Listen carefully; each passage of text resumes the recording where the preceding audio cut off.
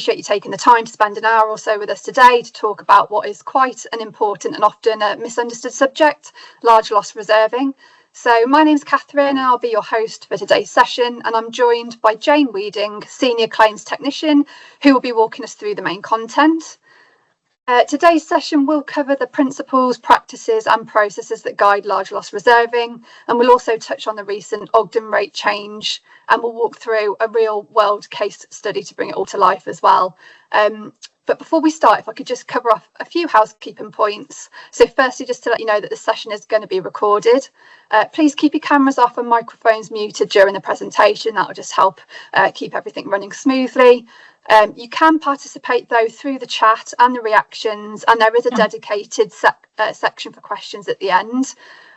Just so you know, the Q&A button is located at the top of your screen, so feel free to submit your questions as we go along. What we'll do is we'll address them during the Q&A session at the end. If you can't locate the Q&A button for whatever reason, you can put your questions in the chat if needs be. That's not a problem. And please note that throughout the session there will be further polls made live, and you can access the poll again in the chat. Just to remind you, it might flash up on the screen, on the main screen in front of you very briefly, and then it might disappear, but don't worry, it should still be there. So without further ado, I'll hand over to Jane to get us started. Hey, thanks Catherine.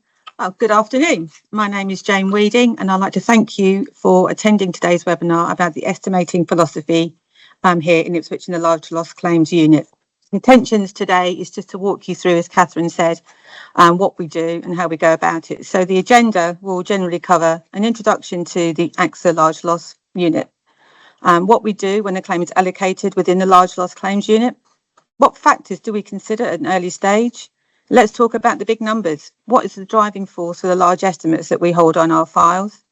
The large loss process for agreeing the estimates, putting it all together in context with a quick case study, the discount rate change from the -0.25 to the 0.5 and the impact that that has had on claims. And then, of course, there will be the opportunity for Q&A at the very end. So just to give you some quick feedback and some background, before I start, we are a department of 29 people and we are split between Ipswich, Birmingham and Bolton. We deal with a mix of commercial and retail claims involving motor, EL, PL and property. But I would like to just highlight that I won't be discussing anything to do with property today because that's something that I have absolutely no involvement in, and I really want to go down the route of what they do and how they go about it. I thought I would also flag that I am one of the 3 people that deal with the catastrophic injury claims within our department, and so I'm that person who puts the 5, 10 or 15 million pounds on the files, which probably send most of you into an absolute meltdown. And then in turn, you send my inbox into an absolute frenzy with questions as to why such an estimate would have to be agreed. As I only have about 45 minutes or so today to discuss, I thought rather than throw lots of large numbers at you, I would just give you some background information on how we approach the claims, on whether it's serious injury or a catastrophic life-changing injury. But before I start, as Catherine said, there were a few questions or a couple of questions on the screen as you joined the meeting today. One of them was my icebreaker, which was, how much do you think that we hold on our files, the total estimate we hold on our files are within large loss? I think the numbers were 1.5 billion, 750 million, 900 million or 1.7 billion. Well, the answer is 700 million. As a department, we are responsible for an awful, a really big amount of money. Right, so let's start now at the very beginning. What happens when a claim is transferred into large loss? What do we do and how do we approach it? Well, the claim is reviewed and is then allocated to the appropriate claims handler. At this point, a day 1 estimate will then be added to the file. 99,999 is added to claims are considered to have a potential up to £1 million, and the handler will have 2 months in which to 2 months in which to investigate and then set an estimate. 109,999 will be added to claims where they consider potential over £1 million. These claims are then flagged to the business with what the anticipated potential is expected to be, and the handler will have 4 months in which to set the estimate. Now the clock starts ticking. What do we do in the time frame that we have to ensure that we have enough information to set a realistic estimate which we consider reflects the ultimate claims cost? Point one is early investigation. We need to look at the policy and the legal liability. I like to say that private motor policies usually don't cause us any big issues, as 9 out of 10 we are the contract insurer. We need to check the vehicles on cover, the driver is covered, and that the usage is correct. And by this I mean social, domestic and pleasure plus commuting or business. And the number of times you can get caught out on the commuting, you can lose, I can lose track of that. Quite a few times that is missed by a policy holder. Motor trade policies also cause the most issues for us, especially where there is no proof of transfer of the vehicle, of the interest or the ownership. It's often the case where the vehicle remains on the policy schedule and we are still shown as insurer on the mid. This leaves AXA having to deal with a claim where there is no other policy in place to confirm cover. How do we investigate liability? Well, police reports are key, but delays are becoming more and more common, which hold up our investigations, particularly where there is an outstanding police prosecution. We are currently looking at hearings well into 2026. We look to get statements from the insured, statements from witnesses, and locus reports of the accident scene. This can be via our in-house claims inspectors or via our panel solicitors. CCTV and dash cam footage is also something which is coming more and more useful to us. And even the Ring doorbell footage, believe it or not, can be very, very useful. Accident reconstruction evidence is also key, helping us with sight lines, timings. The accident reconstruction experts are also able to break down the CCTV into stills to assist us. All this information will help us to decide if we are 100% liable or if we are likely to be successful to allege contributory negligence on the part of the injured party. By this, I mean looking into the speed of the insured and the other vehicles involved, or the timing of pedestrian just running out. Did they come out from between parked vehicles, in front of a bus, or just dart out, leaving our driver with no opportunity to brake? When EL claim is concerned, we will look at the training provided by the insured, risk assessments, etc. Did the employee just go off on a frolic on their own, ignoring any instructions, or are there other parties who are on site who may also have a responsibility for the supervision instruction to the insured or their employees on the day? Next, we have the quantum investigations. The most important thing for us to do at an early stage is to call the claimant solicitors. This call allows us to open our dialogue with them and establish as much information as we can, which includes the claimant's age, full extent of their injuries, any ongoing issues they are currently suffering from, what care and assistance they are currently receiving as well. We can also ask about their employment history and if they are being paid in full or receiving sick pay. If they are still in hospital, when are they expected to be discharged? Then there is the most important document that we want to get agreed, and that is an immediate needs assessment. This report is put together by a case manager who is agreed between AXA and the solicitors, and in most cases is on a joint basis funded by AXA under the Rehabilitation Code. There are occasions when this is not agreed on a joint basis, but we still do have access to the immediate needs assessment. Any payments that are made under the Rehab Code and outside of the litigation process. This report will tell us about the injuries suffered, how the injured party is recovering, and what care and support they're expected to need now and going forward. In some cases, the case manager may have some medical records, so we get some indication as to the accident health of the injured party. The case manager will put forward proposals to help maximise the recovery of the injured party, which may include the instruction of a support worker, intensive physio, psychotherapy, and support for the family. Any adaptations that may be needed to the house or equipment to make the injured party's life a little easier whilst they recover will also be suggested. We can also agree taxi accounts, which may help with transportation to appointments. This report is what helps us assess the estimate when the clock stops ticking and the review period is up. On the odd occasion, we may need to push back the review by a month, especially if the report is due just after the 2 or 4 month date. So now we can start reviewing the information we have obtained. So let's talk the big numbers. A couple of headings I haven't mentioned on the slides is the PSLA, pain, suffering and loss of amenity. This is a figure used to value the actual injury suffered by the claimant, and the JSB guidelines are used for this. Damages can be anything from 50,000 to 350,000, if not more, depending on the level of the injury suffered. Loss of earnings.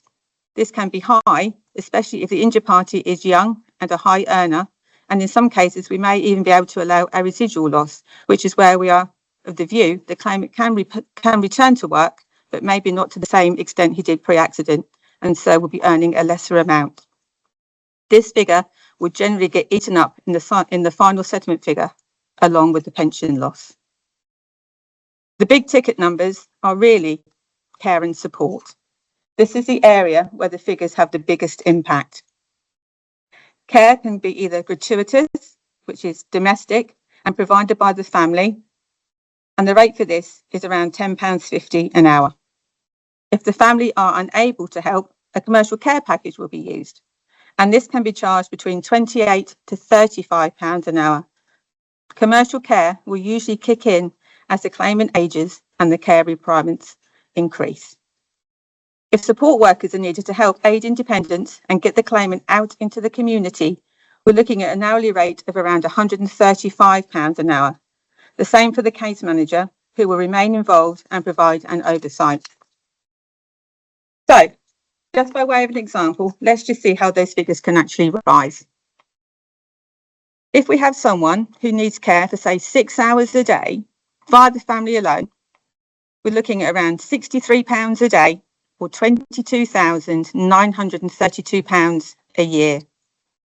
Commercial care, same basis, 6 hours a day, £28 an hour, is around £168 a day, or £61,152 a year.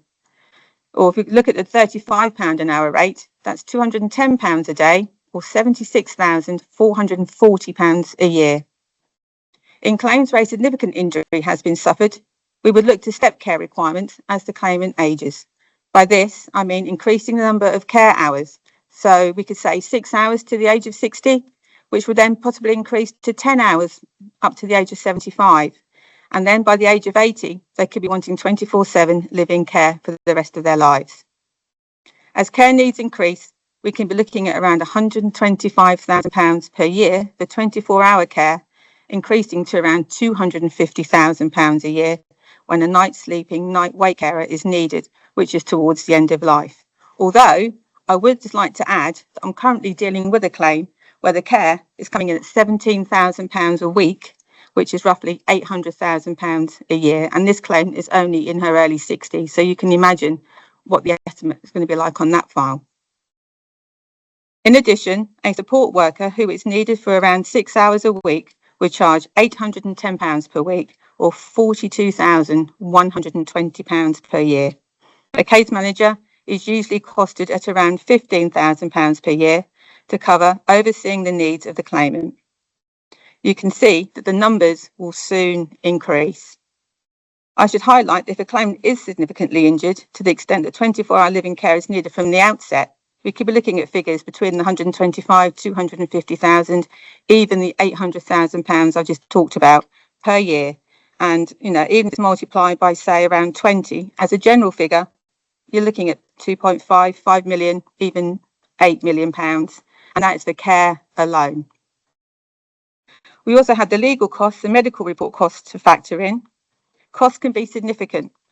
If a claimant's listers involve counsel from an early stage, and they have a large number of experts' reports and high amounts of correspondence, they will rack up costs well in excess of £250,000 upwards.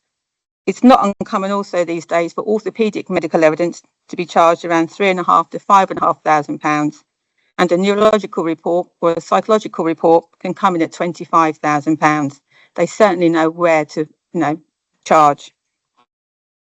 Another area to consider is accommodation. Not all claims have an accommodation claim to consider. These are mainly on claims where we are dealing with life-changing injuries, such as a spinal injury leaving the claimant paralysed or an amputation.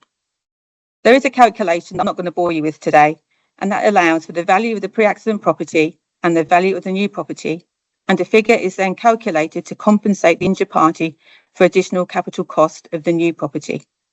This figure can vary depending on the numbers involved, but as a rough guidance, the start could be around £150,000 upwards, but it could also come in lower depending on the region and where the house is.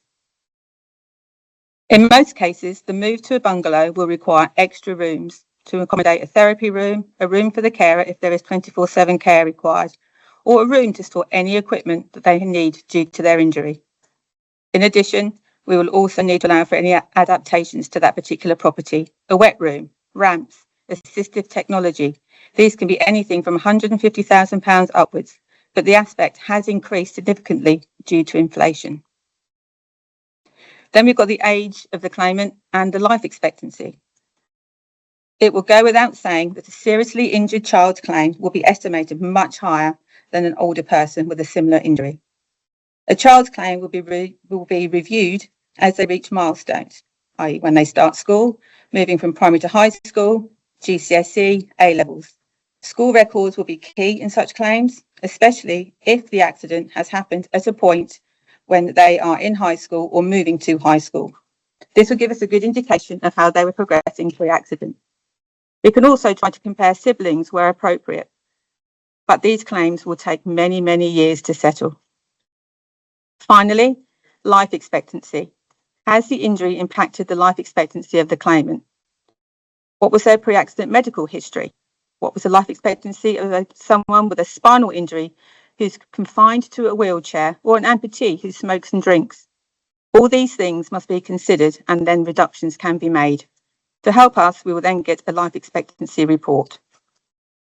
So, we've gathered all the information we can within the time limit. What do we do now? What is our process? Well, I can assure you one thing. We are not just plucking figures out of the sky. And hopefully the information that I have just given you will reassure you on that point. So what do we do? Every claim that is allocated will have a direct referral point allocated to the file, commonly known as a DRP. That DRP is a senior member of the department and is able to give guidance and assistance to the claim handler throughout the claim's life. We also have what we call the large loss committee process, and this is broken down as follows. There are claims with a value up to £1 million, £1 million to £2.5 million, £2.5 million to £5 million, and £5 million plus. Claims with an estimate up to £1 million are discussed between the file handler and the DRP alone. That's the direct referral point. Only, and then the estimate can be agreed and signed off during this particular discussion.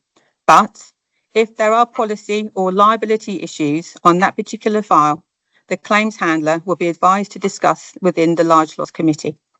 This will ensure a full and frank discussion of all issues, and once agreed, the file can then return to the one-to-one referral point going forwards. Claims within the other brackets are discussed between the claims handler, DRP, and other senior member of the large loss department. This ensures a consistency to our approach, as well as ensuring we are adopting a robust process when it comes to discussing these claims. We are responsible for justifying our estimates to the business, and as previously advised, claims with a significant potential are flagged at an early stage when they are notified to the large loss department.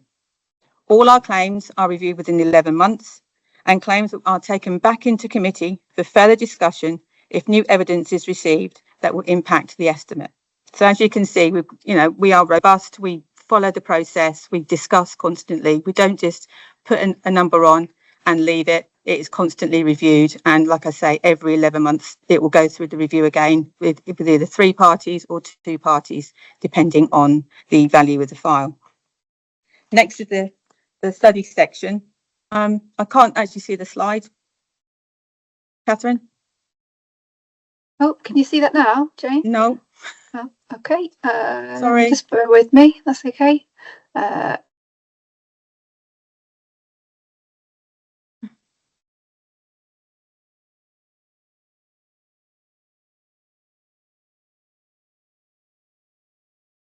that any better, Jane? No, I kind of know it's okay. There will be a question on this one actually for everybody. It's come up. Oh, hang on. There we go. That one, Jane? That's the one. Yeah, thank you. Yeah, so there's a poll on this one. Sorry about that, everyone. What do you reckon? We've got two men, same age, same injury, different employment backgrounds. What would you expect AXA to do with the estimate? Would they hold the same estimate on both? Let's just have a little think. You've got a male, aged 30, who has suffered a significant fracture to his leg. The fracture does not heal properly. He's left with significant disability, which causes him problems whilst he walks. He is employed as an account manager in an office where he is only required to go into the office twice a week. The remainder of the time, he can work from home. He earns approximately £45,000 per annum and continues to need some light touch care and support, which is expected to increase as he ages due to his mobility problems. In comparison, another male, same age, exactly the same injury, but he's employed as a bricklayer and works on a site 5 days a week. Okay, I'll leave you a couple of seconds there to decide if we would have the same estimate on both before we move on.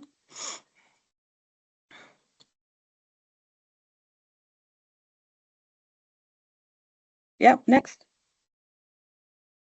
I'm assuming a lot of you probably put no. And it probably won't be any surprise either, to be fair. The office worker expected to go back to work and continue to earn his pre-accident level earnings. The bricklayer, highly unlikely to be able to return to his pre-accident employment, probably completely unable to walk on unlevel ground and will need to retrain and may end up earning less than what he did before the accident. The bricklayer may not have any transferable skills and may not be able to return to work at all. Care and support may differ between both parties, especially if the bricklayer is struggling due to his inability to return to work. Loss of earnings to retirement would be higher for the bricklayer, whilst pain and suffering and loss of immunity would be expected to be roughly the same. This will show how estimates can differ even if an injury is not considered to be catastrophic or life-changing. Next, the discount rate. What can I say? This caused us a lot of fun earlier on in the year. The discount rate is used to calculate how much money an insurance company would pay to an injured party who has suffered life-changing injuries. As you're probably aware, until the 11th of January 2025, the discount rate was minus 0.25%, and from that date changed to 0.5%. The multiplier is the figure representing, the higher the life expectancy, the greater the impact of the change in the discount rate has on our estimates. The multiplier is the figure representing the number of years by which the annual loss, the multiplicand, care cost for instance, is multiplied to reflect the period over which the loss is likely to be suffered. Whilst claimants may have lost out by the change, they were arguably being overcompensated by the minus 0.25%. All the files within large loss were reviewed by the end of February, and all our files now reflect 0.5 discount rate. There's a document which is shown on the slide there, which can be found in the AXA Connect, and I think you can be referred to that later on or at the end of this webinar. One thing I thought I would also do is just show you a quick example of one of my own claims that I'm dealing with, which was significantly reduced following the change in the discount rate. This is an accident that happened in January 2024. It's a young claimant. She was 23 when our insured decided to drive into her while she's standing at the back of a truck and unloading the equipment. She ended up suffering an above-knee amputation. The main heads of claim were obviously prosthetics, accommodation, aids and equipment, and potential stepped care and support. Although I will say she's doing amazingly well at the minute and one of the best claimants I've ever had to deal with. The minus 0.25%, I had a little over 8 million on that file, as you can see. Put it through the review and it's come down to a little over 7. And to be honest, she's about to go back to work.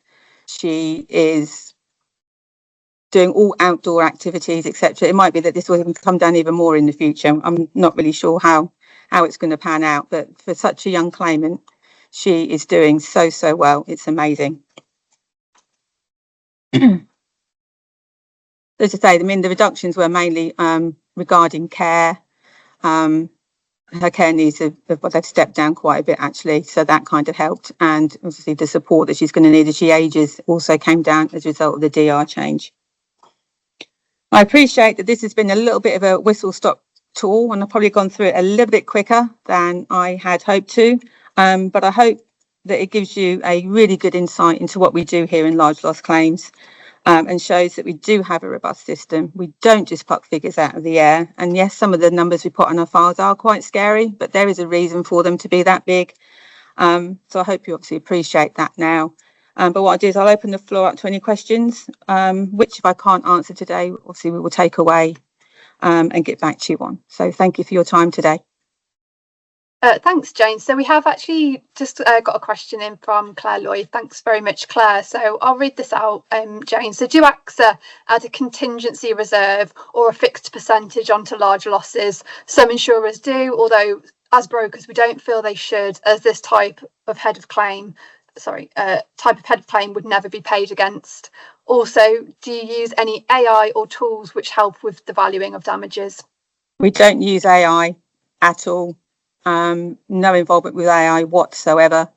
Sometimes we will build a contingency into the estimates, especially when you don't really know how things are going to pan out. There might be some times of crisis that could happen further down the line, which may require a little bit more support. So we might just factor a lump sum in for that point. But generally, it is all down to the Ogden rate and, percentage wise.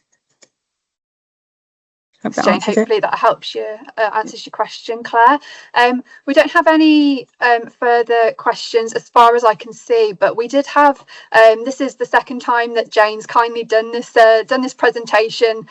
So we did have a few questions from the last one, which it might be worth just going over in case that is in your mind. I think one of the ones from the previous webinar, Jane, was whether we keep tabs on our competitors' approaches to ensure that we're not out of step with the market on this type of thing. I think we might. Am I right in thinking that? We do. We do look at how we estimate. I mean, obviously, I think in the past people have thought that we have too much money on our files. I think we are more in line now with the rest of the market. We look at what we consider the ultimate cost of the claim is going to be from the outset, rather than, as I said, not putting loads and loads of contingencies in, which then bolster the estimate to a point where you're taking loads of money off at the end. So, yeah, we keep an eye on how our competitors do estimate. Interesting, thank you. We have had another question in, so from Helen. Greg, thank you for that, Helen. How long does it usually take for the initial needs assessment to be arranged? It comes through quite quickly. I mean, once we get talking to the claimant solicitors and we agree a case manager, we can normally get a report within the month. So I'll speak to a claimant solicitor tomorrow and we agree a case manager by Friday, say we can have a report within about 4 weeks, providing all things go well. It's fairly quick then. Brilliant. And we've got another question from Carl. So do we discount our reserves on potential only liability claims and or claims where you have a reasonable prospect of defending a claim? Yeah, I'm assuming that's regarding contributing negligence. Yeah, if we think that we've got there's a good prospect of reduction, we do make that allowance in our estimates.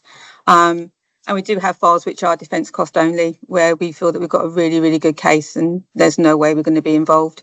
But yeah, the reductions are made as and when. So even if a new claim goes on and it goes on for full liability, if once evidence comes in and our views change, then the money comes off for 25%, a third, whatever we decide is a reasonable figure that we can get home on. Brilliant. And just for my knowledge, Jane, do we tend to track the accuracy of the initial reserving against the final payment? Is that something that we do internally here as well? I don't know how the MI works, to be fair, Catherine. Might be something that Martin Stewart, our department manager, might have more access to than what we do as handlers. Obviously, we send out large loss advisors which show what the estimate was and what it goes down to, so it shows where the reductions are. So I don't know who holds that or where we get it from, to be fair. That's something I can take away and come back to you on. No, that's fine. I was just wondering, for my knowledge. I don't think we've got any we have. I think we've got one just dropped in now. So from Chris Curry. So What's the general view on claim closure if no developments, i.e. 6 months after last contact? It depends. I mean, if it's quite a significant injury, and there's nothing, we would normally take it to limitation. So that'd be 3 years plus the 4 to make it statute barred. If it's been a denial, we would settle within the 6 months to the year. But like I say, if there's a claim that's been there and then there's no engagement whatsoever, we won't just close the file off. We will leave it outstanding to the point that we know they can't come back for anything. But for a denial, it would be 6 months to a year for us to close off. Thanks, Jane. Okay, I think that probably wraps it up for questions. I can't see any more coming in, but what we'd say is if you do have any further questions after the webinar's ended, we will be following this up with the recording and the document that Jane referenced in the middle of the presentation. So please feel free to either reach out to us that way, or if you've got a claims relationship manager, please feel free to reach out to those with any additional questions, and we'll do our very best to get back to you as quickly as possible. What I'd say, and before we wrap up, we're about to launch our final word cloud to hear from you in terms of what topics you'd like us to cover in the future in 2025. But just before we do that, a quick reminder to follow us on LinkedIn, AXA Broker UK. We do regularly share updates on claims hot topics, proposition materials and industry news on there. It's a great way to stay informed and connected with AXA Claims, so I'd really encourage you to give us a follow and stay connected that way. Now what I'll do is I'll just launch our final poll of the day. If you wouldn't mind just staying to complete that. Once you have done, please feel free to drop off the session. It's been great to have you today, and thank you very much for joining us. Again, please just the heads up, the poll might appear briefly in your screen in front of you, but then we'll drop into the chat. Once you've submitted your response, again, please feel free to leave. We've probably run a little bit under the time frame that we gave, so hopefully you've got a few more minutes back in your day. I appreciate you're all really busy, so thanks again for joining us, and we look forward to seeing you in the future on further webinars. Thanks a lot. Thank you.